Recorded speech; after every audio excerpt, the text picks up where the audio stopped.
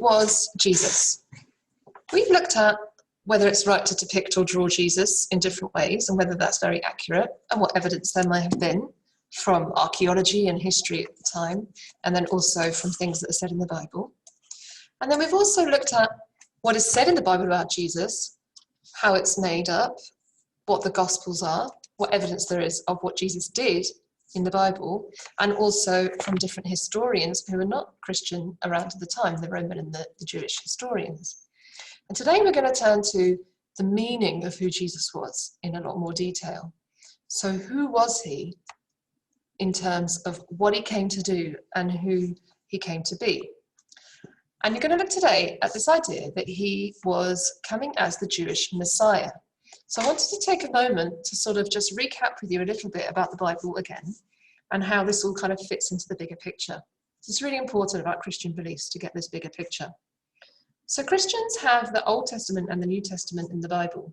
And the Old Testament's about this much and the New Testament's about that much. And you learnt last lesson, each of them are different books, like a library. And so the Old Testament is all the books that were written, sort of inspired by God and written before Jesus came to earth, the nativity and all of that. So these are actually the same scriptures you have in Judaism. So sometimes that's called the Hebrew Bible or the Jewish scriptures. And the very first one is Genesis, lots of you remember from last lesson.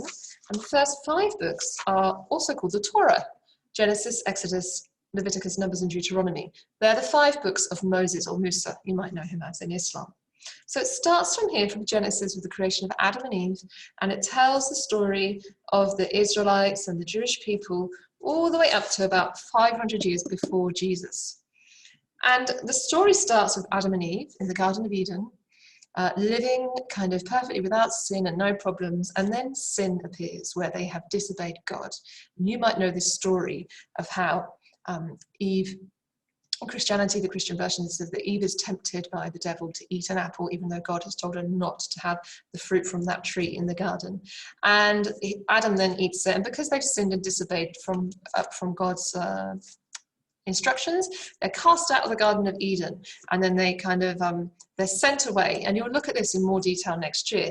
But why am I telling you this? Because they're sent away from God, and there becomes this gap between humans and God.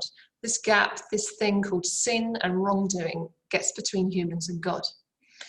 This is the version in the Bible, okay? So this thing comes between humans and God, and then the whole rest of the story of the Old Testament is people trying to get back to God. How are we going to get back to God? How are we going to get back to being with God like it was in the Garden of Eden before sin came? And so Moses and the Torah and all the prophecies and rules and instructions that are given are, well, how can we live? What can we do to live the right way to get back to God? What's the right actions? What's the right thing to do? What's the right way to behave? And that goes all the way to just before Jesus, like I said. And for Christians, it's called the Old Testament, like the old way, the old covenant or promise between God and his people. And in these books, you have something called prophets, who are, like you might know the word prophet, kind of having a message from God. But some of them, for the people, like they're speaking out, giving a message to people, some of them have a particular prophecy, or they prophesy, where they sort of say a message from God to the people about what's going to happen, or what it's going to be like in the future. And one of these prophets is called Isaiah. And he is speaking out to the people around him at the time who've kind of lost their way. He's trying to remind them to come back to how they're supposed to behave as God's people. And he says that someone will come. Someone will come to redeem everybody and help us get back to God. Someone will come as the Messiah. So Isaiah's Messiah prophecy is something you'll look at this lesson. And I actually call it Isaiah's Messiah prophecy checklist, because he's got certain things that he says that this Messiah will be.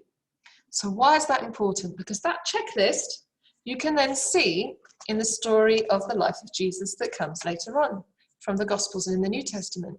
So you'll also look at the nativity story of how Jesus was born and some of the things around what happened when he was born in his early life, which for Christians confirms for them that he is that Messiah that Isaiah prophesied. So you can see the link between the Old Testament and the New Testament. Now, Jewish people are still waiting for the Messiah. They're still waiting for this person that Isaiah prophesied. They're still waiting for the Messiah. Christians believe in all of that in the Old Testament, but that Jesus came and was that Messiah, came and did this action by dying on the cross and things we'll learn about, and is that Messiah for Christians and actually everybody, the whole world, not just Jewish people, but everybody, the whole of humanity. So that's what Christians believe. And actually, the church my parents go to, there's some people who are Jewish by birth and by culture, they're Jewish, but they decided that Jesus is the Messiah, so they actually call themselves Messianic Jews. And you have a group, some of you might have researched for homework, called Jews for Jesus. So they're Jewish, but they believe Jesus was that Messiah. So all the way through the life of Jesus, we have all these links to these Jewish teachings and laws, and Moses is mentioned, and Isaiah and David. And they're mentioned constantly in the life of Jesus because of that link. So I wanted to talk you through it again, because it's something I think we separate, oh, that's Jewish, that's Christian, but it's very closely linked, and that can be seen in the Bible too. So today you're going to think about, well, why, at the time of when Jesus came, were people really desperate for the Messiah to come? There was something happening that people really, they were waiting and hoping that it was going to be now. The time is now. So there were quite a lot of people at that time claiming to be this Messiah. So and Jesus was a common name that was used because it's linked to Joshua, which is a Hebrew word for a Messiah or a Savior. So there were quite a lot of Jesuses at that time who were claiming to be Messiahs. So the Jesus we know of from the Bible is called Jesus of Nazareth because that's where he lived. So he is the one that we have the Bible about. But there's a reason why there were many at this time. There was a real longing for the Messiah to come at this particular time. So you're going to start the lesson today thinking about, well, why was that? What was happening that made people want the Messiah so desperately at this time?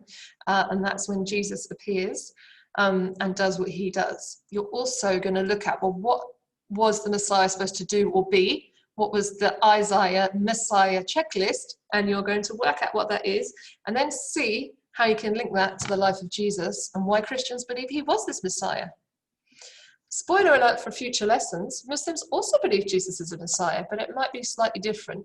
So we're going to look at that too in a future lesson. So good luck with today's lesson and hopefully see you soon.